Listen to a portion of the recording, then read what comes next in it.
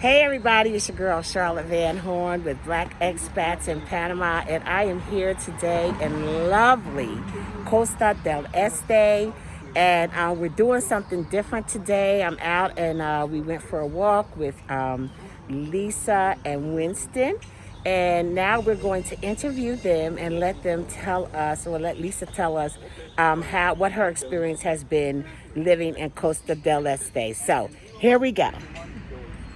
Hey, Alisa. Hey, Charlotte. Thank you so much for inviting us out and sharing Costa Del Este with us today. Our pleasure. We just wanted to say hello, and here comes that sun. It's sunshine in Panama, y'all. We just wanted to say hello and ask you to tell us about yourself, you know, what it's like being a Black expat in Panama and how you chose this area. Okay. So we started looking about 7 years ago, and my husband is from Jamaica, and so I wanted to go move to Jamaica, but he says that he preferred to go somewhere else, so we explored places that are close to home because we have children in the U.S. And grandchildren, and so it's someplace warm. We were actually like running from the snow. And so we started coming to Panama. We had read a lot of good things. We did our research. The first time we came to Panama, we learned that the people are really nice. The culture's great. We learned that there's a good healthcare system here. It's beautiful. The weather is great year-round. You don't mind the rain? Rainy season? Rainy season is my favorite. Oh, okay. Because it's so green. Like Yes. right now, there's a lot of brown, like the grass Okay. is brown. But in rainy season, it usually only rains like a couple of hours a day. Yes. Usually the mornings are pretty like this. Yes. And it rains in the afternoon. And then the evenings are clear. Okay. So anyway, we were here for about a week. And at the end of that week, we ended up buying a condo. What? Yeah. The first week? The very first trip. Yeah. What year was that? That was in 2004. Oh my goodness. 2014, I'm sorry. 2014, okay. Yeah. Wow, so that was probably a good time because Costa Del Este has really blossomed since then, right? It has. Wow. So we really like Costa Del Este as a neighborhood. We like it. It's kind of a self-contained community. Everything we need is here. Especially during some place with lockdown restrictions. Yes. It's nice to have things right at your fingertips. Yes, it is. And then the Boardwalk, of course. Yes. You can walk here every time we walk in the mornings, we walk, 4 or 5 miles. Yes. Yeah. So what other, you didn't consider any other places? Actually, we were looking at other places, but then once we came here, we just decided we liked it. So I stopped looking. That's what's up, and a lot of people just say, keep looking. Yeah. But I mean, I guess when you know what you know, then you know it, Yes. So do you? And I guess you could say that I'm kind of impulsive, so Okay. add that onto the part and you got a pretty good picture. That is awesome. And so now, do you get back to the States much, or? Yes, when there's not a pandemic, we usually go once or twice a year at least. And we travel all over the world every year. So this is the first time we haven't traveled in over a year. It feels really weird, but as with the rest of us, I mean, you are not alone, but thank God things are opening back up. Absolutely. How did you feel that Panama handled the pandemic overall? I am actually impressed, but I'm not the sort of person who's going to be complaining about loss of personal freedoms. Yes. I'm concerned about my health more so. Yes. And so I appreciated the steps that they took. We were actually in lockdown for 7 months from March of last year until October 12th is when the borders were closed. So we couldn't go out. Yes, yes. We couldn't go anywhere. And it was good. I mean, you go into a store, you have to get your sanitizer, you have to put your feet, girl, they take your temperature.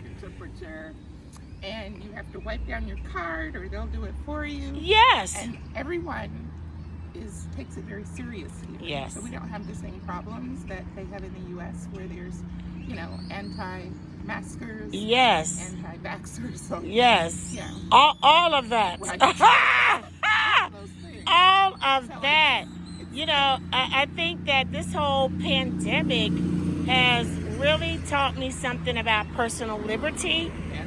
And how, I guess coming from a country where we're supposed to have so much of it, Right. I'm surprised that I feel that there is a limit to, Yes. My personal liberty when it Yes. infringes upon your health Absolutely. or your liberty. I definitely feel that way. Absolutely. So speaking of health, how do you feel the healthcare is here in Panama, or have you had to use it, and is there available resources in Costa Del Este? Yeah.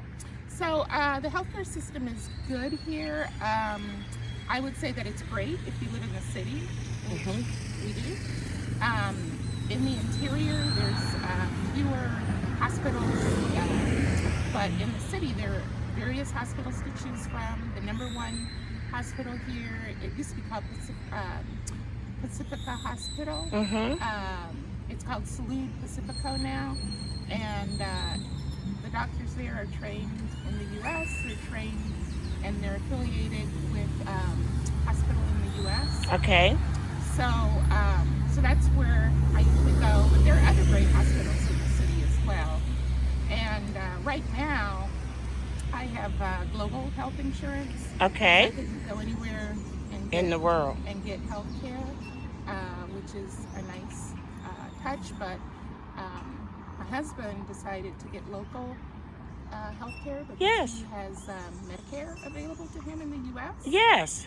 And so if he needed to have something big done, he could always go back to the U.S. So, okay, so you're saying, he didn't get like a local, it's not insurance, he just...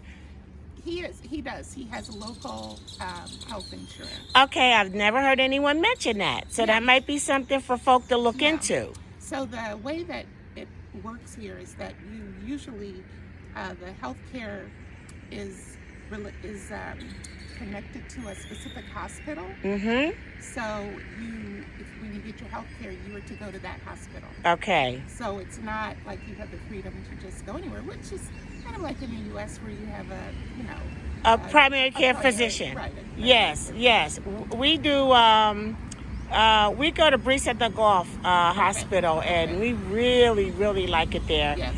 They are very friendly to veterans and U.S. veterans, and so that really helps. That helps, absolutely. So you get to use the TRICARE. The TRICARE, yes, which is perfect. Yeah, absolutely. That definitely works out.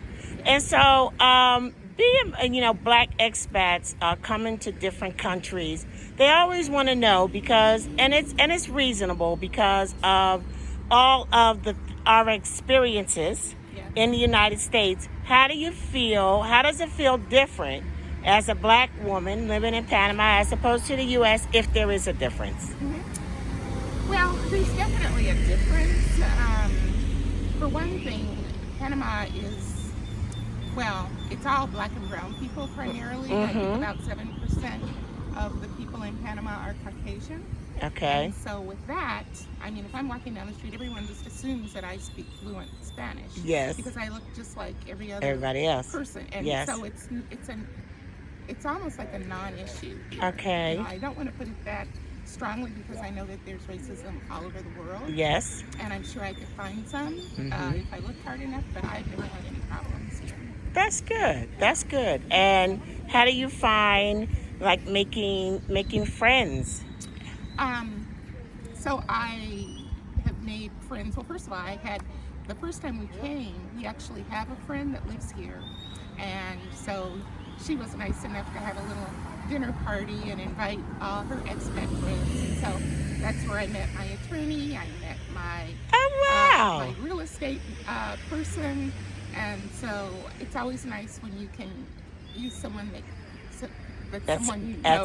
Right? Exactly. That's a direct referral absolutely. is extremely important. Yes. That is good. But aside from that, I belong to Internations, which is a group that is very, I would say, with a strong presence in Panama City specifically. And so when I first came here, I joined Internations, and they have Internations all over the world. But I joined, and they have different areas of focus, and I focused on two things primarily. Okay. But I would say primarily on giving back and volunteering. Yes. So I would go and work with little girls who were in a foster home. Okay. I would work with elderly people in elderly home, and we would play bingo with them and take them treats and stuff like that. Internations. Okay, I learned something else. And but there are lots of other things you can do. Like there's groups if you want to go and listen to jazz or go and drink wine. There's a group for everything. Yes. So it provides you kind of a built-in network of people. Yes. So how about your Spanish? My Spanish could use quite a bit of work. I mean, I know enough to survive. Okay.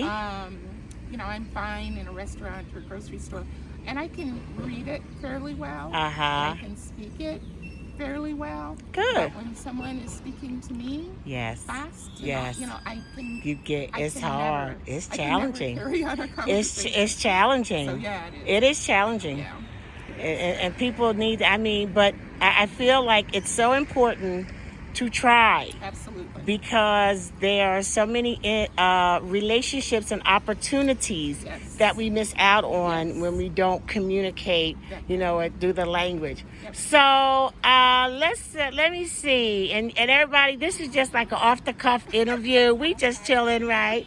So, but let me ask you, okay, and I'm getting ready to get you out the sun, because I see the sun is heating up, baby. It's a free vitamin D. I know, that's right. I'm glad to have it, because I'm going to be back to the States soon. Yep. But, okay, so if you just had a thing off the top of your head, what do you think is your favorite thing about Panama?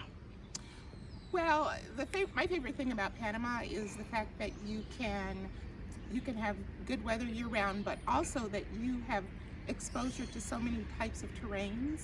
You know, we have the beach, we have mountains, and then just little small, you know, kind of really quaint little towns. I saw a hot springs. Yes, they're hot Yeah, springs. it's like stuff, everything is here. Absolutely. I'm looking forward to doing more exploring myself. Yeah, so like last February, we just got in our car and started driving. Yes. And we drove all the way up to Boqueta, and we stopped several places on the way. We took another couple with us. We had a wonderful time. We were there for about 2 weeks, just kind of on the road. Really? Yeah, that's what's up. Yeah. So tell me, what would be your least favorite thing? The fact that I'm not that good at understanding Spanish. I think that the language barrier, it is a barrier. Yes, it is. I am somewhat sufficient, but it is a barrier, and I agree that it's something that I need to focus more of my time on. It's up to me to take those steps. Yes. I have taken lessons, but yeah, I know. I just started personal lessons. good. And you know, I'm just gonna stick with it. And I think that for me, that's gonna be the best thing, because I don't break appointments. And I don't like to show up to appointments unprepared. So I think this is just the best way for me. Oh, we got a reprieve with the sun. I know. I love the sun too. So I appreciate you talking to us. And when you, in your free time, you know, what is it that you like to do? What are your hobbies? During the pandemic, I'm a photographer. And hold on one second. You'll find her Instagram page on our Facebook group, and you have some beautiful stuff. Thank you. Thanks very much. So when I retired a couple of years ago, I picked up a camera because people had always told me that I had a good eye. Yes. And so I bought a camera, and I just started taking it with me everywhere I went. And I'm a street photographer, which means that I just like to do candid shots of people. I usually don't like to pose people. Yes. I just like to see everyday life. Yes. So I do that, and then since the pandemic, I can't really do street photography because everyone's at home. So I belong to a couple of book clubs. Yes. And I do yoga every morning. Wow. And I walk, and I like to cook, so I've been honing up my cooking skills. So, once the pandemic is over, I look forward to getting back into my volunteering and my other types of social activities. Okay, so I always got to ask, and it seems silly, but I'm going to tell y'all, the ladies that watch these videos be like, girl, I'm so glad you asked. So on the critter factor, on 1 to 10, where you at, girl? What you working with? So I have been lucky enough not to really see that many critters. I live on the 39th floor of the building, and not many things come up that high. Yes, I noticed the higher you go, the less you see. Yeah.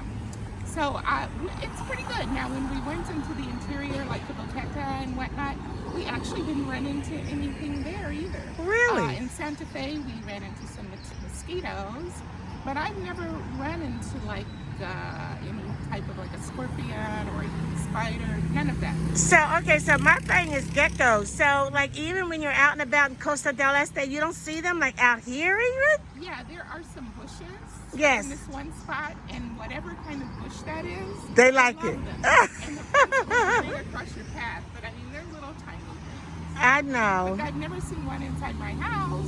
Well, that's the good thing. That's the good thing. And I would just like to keep them outside my dwelling, okay? Yeah, And I think with the geckos, they're just so small. That's the scariest thing. Yeah. I think I'm less afraid of an iguana. Because I keep my big eye on that iguana. Them daggone geckos, they could come through crevices. And I know it's silly, but they still. say that they, eat other bugs. So. Yeah, whatever. I say I kill my own bugs. I kill my own bugs. I don't want no geckos for that. So lastly, a lot of people that are watching this are going to be relocating to Panama. And what advice would you give to expats coming to Panama? So the number one piece of advice that people usually give is come here and visit both in rainy and dry seasons so you understand what you're getting into. Look at more than one area so that you can figure out what's really the best area for you. Of course, I didn't necessarily follow those, those pieces of advice. And it worked out fine for you. And it worked out fine for me. But, that's just me. I know everyone isn't like that. They have to have more comfort level in what they're getting into. So I would say that, and I would say, make sure that you understand what the healthcare situation is and how you're going to address it. A lot of people just pay out of pocket for healthcare because it's a lot less expensive here. So unless you're in the hospital or something, that works fine. Right. Figure out, what area you want to live. Figure out about the house. Learn Spanish, or at least attempt to learn. Get enough to get by. Yes. And come on down, enjoy the sun. That's awesome. Thank you. And let me just say something. You just mentioned about the health care and, paying as you go. Yes. I'm really seeing a lot more younger people that are talking about, relocating to other countries. Normally we're just thinking about retirees, but that's a really good option for them because they're less likely to have major health problems anyway. And even for the older people, a lot of them have Medicare in the United States, and if they got to do something major, they go home. You know what I'm saying? So thank you for sharing that. Thank you for having me and Alfredo on your turf today, and I will see you soon. All right. Bye, Thank Charlie. you.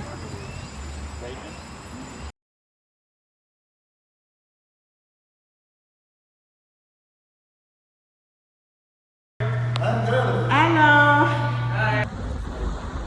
We are in the social area, on the floor of the social area. Oh, there's that view. What's the name of this building again? Top Towers. Huh? Top Towers. Top Towers. In El Costa del Este.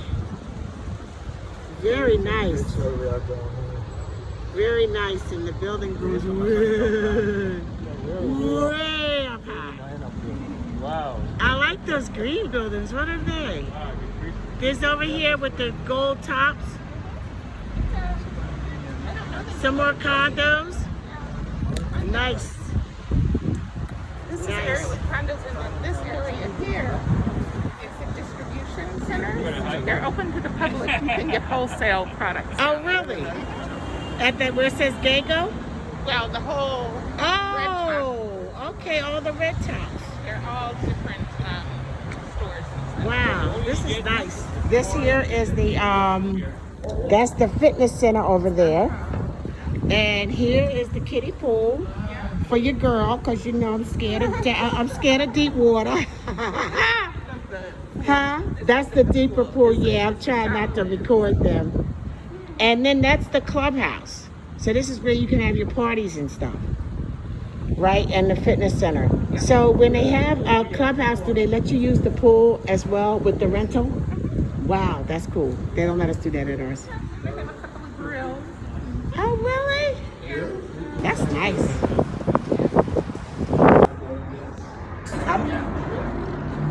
This is the view from their balcony. I can see a lot of y'all Black expats really liking it over here. I really like it. I really like it. I guess it's really pretty when the tide comes in. I can't get too close to the edge because y'all know I'm scared of stuff. But it's nice. Yes. That's actually the canal out there, guys. Yes, it is. That's what I know. I'm talking to my audience, thank you. Why don't you ABC your way out of the conversation? I'm talking to my people right now. Yes, Where you're parked now? And that's, yes, look at that. And there's the highway. This is the view from another room in their home. Can you see yourself here, guys? Look at that. I love it. And you should feel the one thing y'all can't do is you can't feel the breeze, baby. You can feel the breeze. And she say ain't no geckos up this high. My kind of living.